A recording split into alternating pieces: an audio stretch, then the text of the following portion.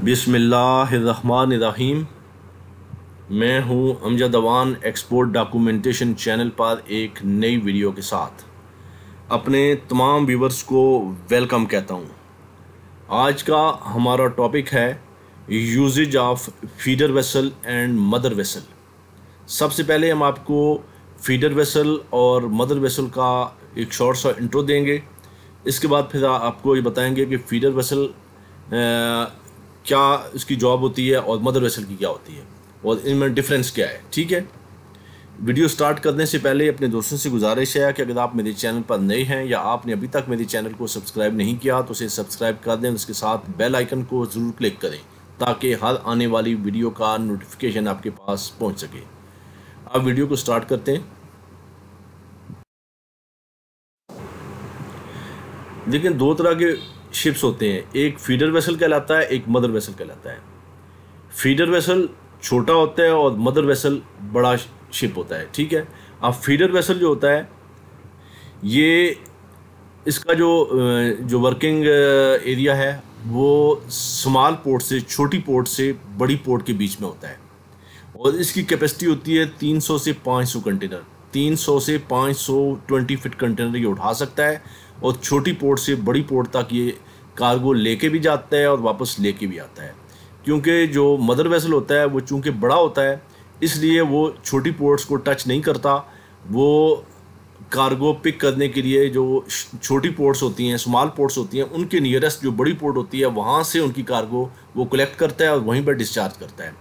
तो उसके लिए फीडर वेसल वहाँ से कार्गो लेके अपनी छोटी पोर्ट तक डिस्चार्ज करता है और छोटी पोर्ट से जो एक्सपोर्ट हो रही होती है वहाँ से जो कार्गो जानी है वो कार्गो लेके फिर वापस बड़ी पोर्ट तक पहुँच जाता है जहाँ से मदर वेसल उसको पिक कर लेता है।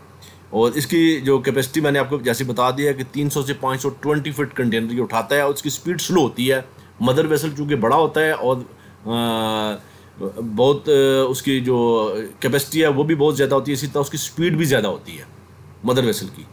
तो ये आप इसको समझ लें कि फीडर वेसल जो है वो मदर वेसल को एक तरह से फीड देता है, वो आप ये समझ लें। ठीक है, अब मदर वेसल को हम करते हैं एक्सप्लेन कि मदर वेसल क्या होता है।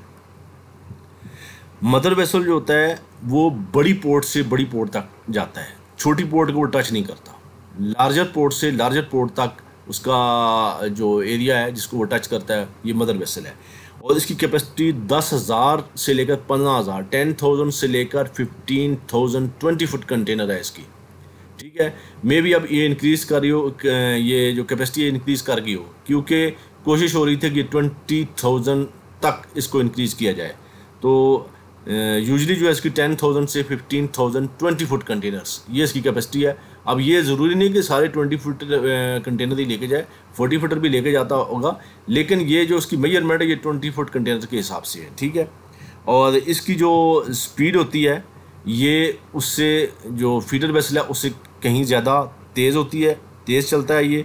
और ये लॉन्ग टर्म डिस्टेंस जो लॉन्ग डिस्टेंस होता है उसके लिए इसको यूज़ किया जाता है, जबकि फीडर वेसल को शॉर्ट डिस्टेंस के लिए, फीडर वेसल शॉर्ट डिस्टेंस के लिए यूज़ होता है और मदर वेसल लॉन्ग डिस्टेंस के लिए यूज़ होता है। ये इसकी फॉर्मल डेफिनेशन है। अब बहुत सी जगह ऐसी हैं जहां मदर वेसल बड़ी पोर्ट होने के बावजूद भी उसको टच नहीं करता। उसकी रीज़न क्या है मैं आपको एक मैप से समझाने की कोशिश करूँगा। आपने वीडियो को स्किप नहीं करना, वीडियो को आपने पूरी तरह देखना है ताकि आपको सारी चीज़ें आपकी समझ में आ सके। ये एक मैप है आपके सामने, ये बीच में एक एरो आपको नज़र आ रहा है, दोनों तरफ जा रहा है। ये मिडल ईस्ट की तरफ जा रहा है और दूसरी तरफ फार ईस्ट की तरफ जा रहा है। बीच में ये आपको पाकिस्तान भी नज़र आ रहा होगा और इंडिया भी नज़र आ रहा होगा। ठीक है, और ये इंडिया के नीचे बिल्कुल आपको श्रीलंका भी नज़र आ रहा है, जहाँ से ये सी के अंदर ये एक एरो है। यानी ये समझ लें कि रूट है शिप का ये रूट है, शिप ऐसे चलता है। अब ये एक मदर वेसल है, मिडल ईस्ट से हुआ है। आपकी लेफ्ट साइड पर जहाँ एरो का निशान जा रहा है उस तरफ मिडल ईस्ट आगे ईरान है और यूएई और ये सारे कंट्रीज हैं। ठीक है ना, तो वहाँ से उसने कार्गो पिक की मदर वेसल ने, जिसकी कैपेसिटी 10,000 से 15,000 कंटेनर है। अब वो यहाँ से फार ईस्ट की तरफ यानी मशरक़ की तरफ वो चला। ठीक है, अब आगे उसको कराची पोर्ट आई है, उसको कराची पोर्ट ये आपके सामने आई है, कराची पोर्ट। इसके बाद ये कांडला पोर्ट आ गई, दोनों ऊपर आप देख रहे हैं ये पाकिस्तान के साथ जो मैंने एरो का निशान लगाया ये कराची पोर्ट है, इससे आगे ये कांडला पोर्ट है इंडिया की। अब इसके लिए कोई प्रॉब्लम नहीं है कि वहाँ से कराची पोर्ट को टच कर ले, क्योंकि जबल अली से कराची पोर्ट का जो डिस्टेंस है, यानी जबल अली दुबई की जो पोर्ट है, वहाँ से अगर ये शिप चला है तो 746 नॉटिकल माइल्स इसका डिस्टेंस है कराची पोर्ट का, और जबल अली दुबई की जो पोर्ट है, यूए की जो पोर्ट है वहाँ का, ठीक है। और फिर उसके रास्ते के साथ आ रहा है, वहाँ से वो जो चल रहा है, जो उसका रूट है उसके साथ ही है कराची की पोर्ट। आगे आप देख रहे हैं जो नीचे वाला एरो है, ये इंडियन पोर्ट कांडला और मुंद्रा पोर्ट इस तरफ है, तो वहाँ ये टच करता है। कांडला पोर्ट का जो डिस्टेंस है जबल अली पोर्ट से, जो दुबई की पोर्ट है जबल अली, वहाँ से ये 942 नॉटिकल माइल्स है, ठीक है। और चूंकि ये इसके रास्ते के साथ आ रही हैं, इसके रूट के साथ, तो ये इसको भी टच कर लेता है। लेकिन आगे आप देखें, आगे जब ये श्रीलंका को क्रॉस कर रहा है, अब इसने जाना है चिटागांग, तो चिटागांग ये बहुत ज़्यादा डिस्टेंस है, चिटागांग बांग्लादेश की पोर्ट है। अब यहाँ का डिस्टेंस ये तकरीबन 1500 नॉटिकल माइल्स है, 1510, यानी कोलंबो पोर्ट से जो चिटागांग पोर्ट का डिस्टेंस है वो 1510 नॉटिकल माइल्स है। तो ये डिस्टेंस इतना ज़्यादा है कि ये एक मदर वेसल जो 10,000 से 15,000 कंटेनर लेके जा रहा है, वो इस पोर्ट को फिर टच नहीं करेगा, क्योंकि उसके जो एक्सपेंसेस हैं बहुत ज़्यादा हो जाते हैं।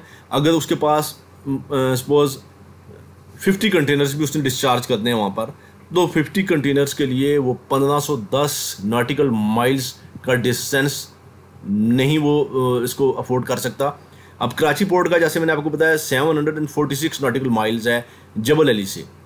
अब ये समझ लें कि जबल अली से एक शिप कराची पोर्ट और कराची पोर्ट से वापस जबल अली चला जाए तो भी ये इस डिस्टेंस से कम बनता है जो यहाँ श्रीलंका के पास से जो आगे जा रहा है बांग्लादेश की तरफ डिस्टेंस। अब ये क्या करेगा ये मदर वेसल, हालांकि चिटागंग पोर्ट जो है वो एक छोटी पोर्ट नहीं है, बड़ी पोर्ट है, ठीक है, लेकिन उसको टच नहीं करेगा। टच उसी सूरत में करेगा जब उसके बाद बहुत ज़्यादा कार्गो होगी वहाँ पर। ज़ाहिर बात है हर शिप ज़्यादा कंटेनर तो एक पोर्ट पर डिस्चार्ज नहीं करता, 10, 20, 25, 50 कंटेनर होंगे, इससे ज़्यादा नहीं होंगे, क्योंकि वो एक शिप तो नहीं ना दुनिया में काम कर रहा, बहुत सी शिप्स काम कर रहे हैं और डिफरेंट जगह से कंटेनर्स आ रहे हैं। तो उसके पास 50 कंटेनर हमने सपोज कर लिए, तो ये 50 कंटेनर के लिए इतना 1510 किलोमीटर नहीं जाएगा और वापस नहीं आएगा, क्योंकि ये अफोर्ड नहीं कर सकता। अब ये देखें श्रीलंका, ये जो आपको राउंड में मैंने लिया, इसको कवर किया है श्रीलंका।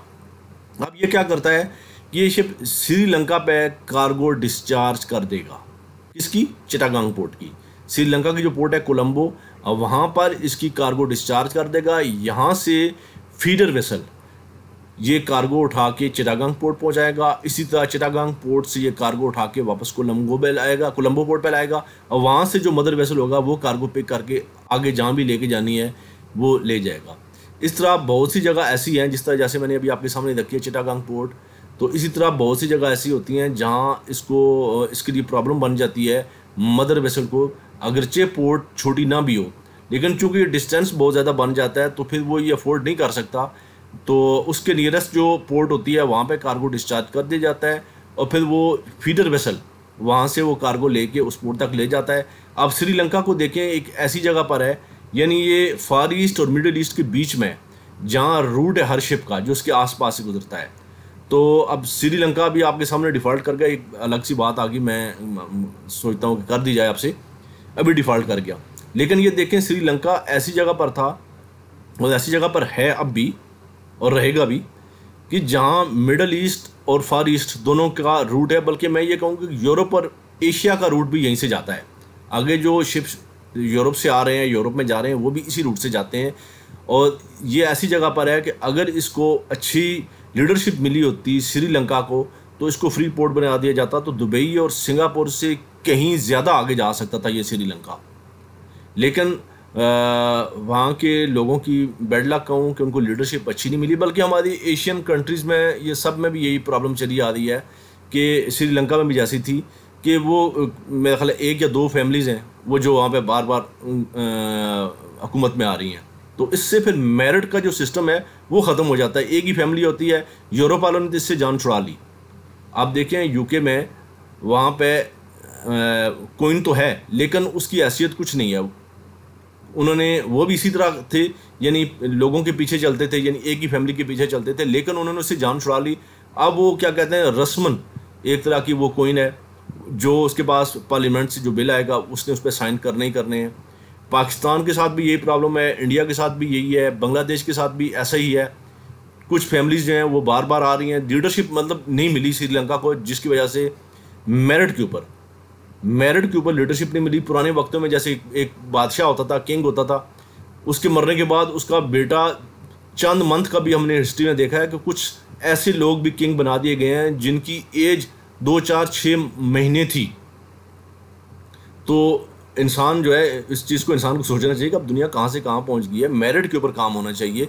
तो श्रीलंका बहरहाल डिफ़ॉल्ट कर गया। अल्लाह उन लोगों की मुश्किलात को आसान फरमाए और हमें भी समझ दे।